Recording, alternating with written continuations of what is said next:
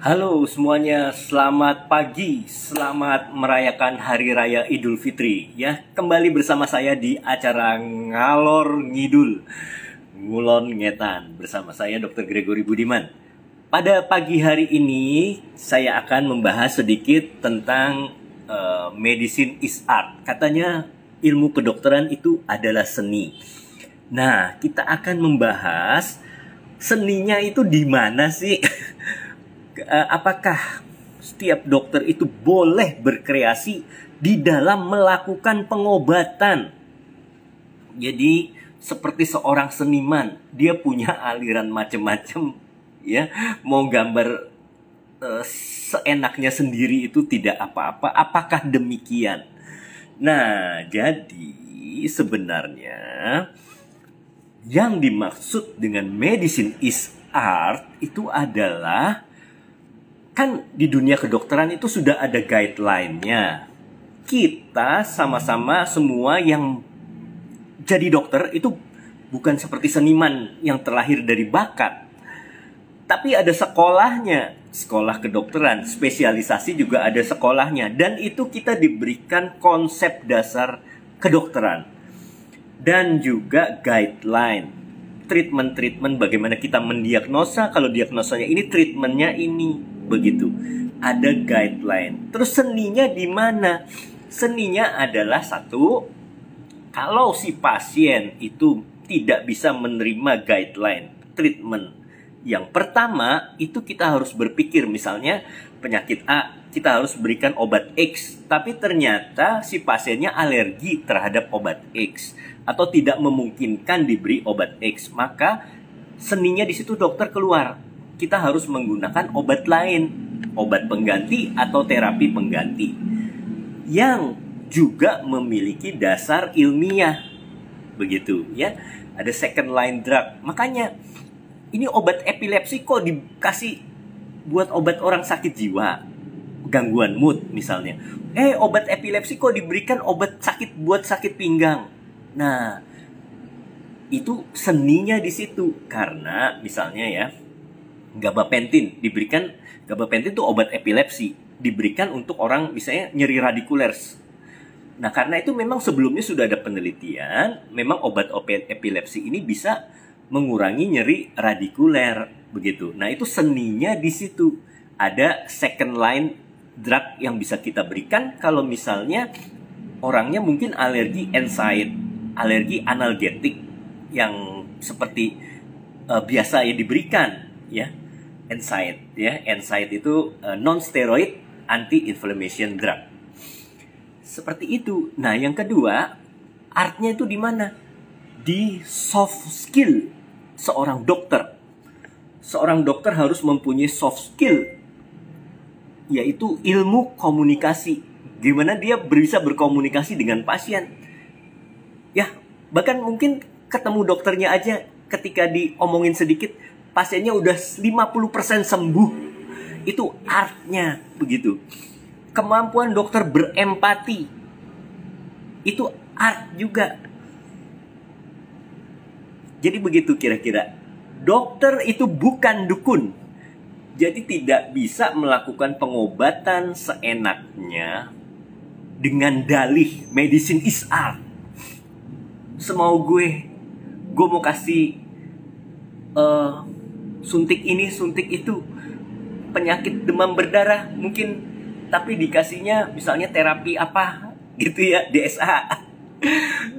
Gak bisa seperti itu. Harus ada dasar ilmiahnya, harus ada guideline-nya. Kalau enggak perlu sekolah kedokteran. Ya, begitu. Itu bedanya dokter sama dukun. Jadi di organisasi profesi itu, seorang dokter pertama diidentifikasi dulu, itu dokter palsu atau betulan, ijazahnya benar atau tidak.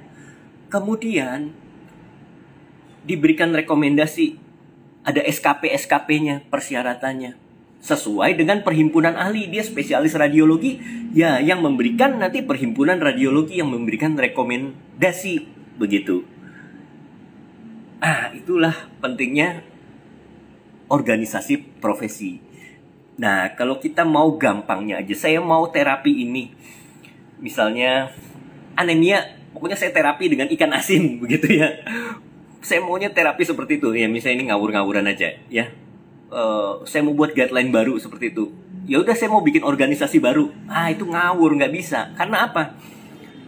Setiap dokter itu terlahir dari proses studi yang legal gitu. Jadi ada legalnya di Fakultas Kedokteran ya, dan masing-masing spesialisasi itu ada perhimpunannya yang resmi yang terhubung ke perhimpunan dunia, diakui secara internasional. Jadi nggak bisa kita bikin sembarang organisasi yang nanti bisa memberi rekomendasi saya praktek ngawur begitu, nggak bisa. Kira-kira seperti itu ya.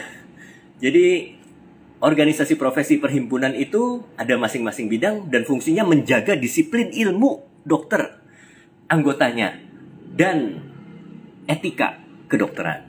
Bagaimana dia melayani pasien ya, supaya nilai manfaatnya itu bisa diberikan sebanyak mungkin kepada pasien atau masyarakat. Bukan tipu-tipu, bukan hanya berdasarkan testimoni yang diviralkan media. Begitu. Karena kalau hanya testimoni yang diviralkan media itu banyak sesatnya. Belum terbukti secara statistik, belum terbukti secara ilmiah. Bisa saja yang efek samping, yang efek buruknya itu tidak diviralkan. Begitu kan? Ya. Jadi harus ada penelitian dengan sampel yang cukup, ya. Kemudian ada kelompok kontrolnya bila perlu, ya. Seperti itu. Jadi di zaman sekarang itu disebut dengan zaman post-truth. Oleh sebab itu saya mainan media sosial. Karena apa? Ya, post-truth itu harus dilawan juga dengan media sosial. Begitu.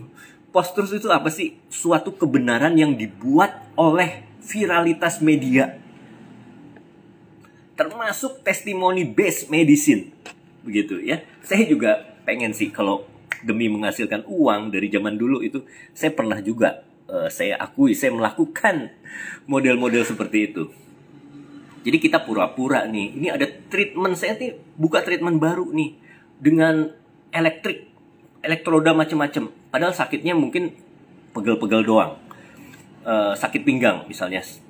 Saya pakai alat ini, saya treatment pasien dengan harga tinggi. Padahal sebetulnya saya kasih dexamethasone. Yang bikin sembuh itu dexamethasone, sedangkan alat-alatnya yang saya pikir bilang canggih itu efek placebo. Begitu ya, tapi saya dapat cuan dari situ. Nah itu yang nggak boleh, membohongi masyarakat. Jadi seolah-olah alat canggih saya itu yang ada listrik-listriknya itu yang menyembuhkan, padahal bukan dexamethasone-nya, obat-obatnya. Begitu. Nah itulah post-truth. Di zaman sekarang itu banyak sekali, apalagi nanti kalau saya cerita di dunia estetika itu lebih parah lagi.